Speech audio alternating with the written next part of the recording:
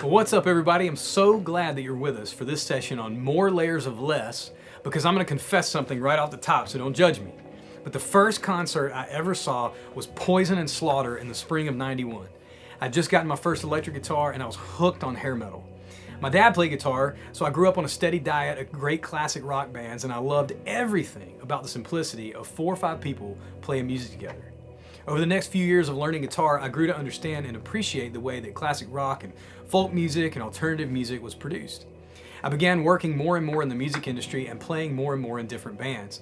And I had the fortunate experience of seeing music from several different angles over the past few decades. And I've enjoyed seeing production styles grow and evolve and change along with technology. For the majority of the 20th century, we could only record and produce music with a certain amount of tracks. And that meant that rock and pop music mostly consisted of fewer people covering more sonic territory. There were 4 to 6 people in a band that were responsible for covering the entire sonic spectrum in terms of melodies and rhythms and vocals. Think about bands like the Beatles and Fleetwood Mac, Van Halen, Pearl Jam, and more that fit that description.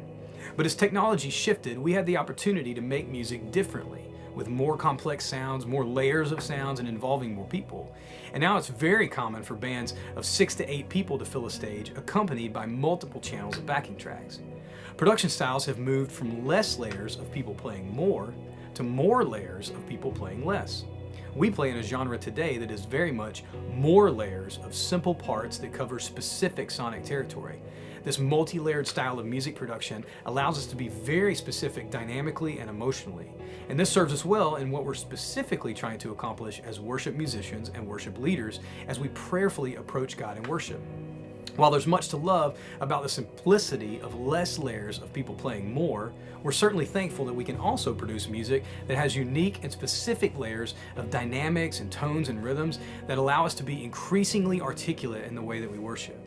While we all have musical styles that resonate with us personally, like hair metal, I'm thankful that we can unite around production that we believe serves the church well in this season.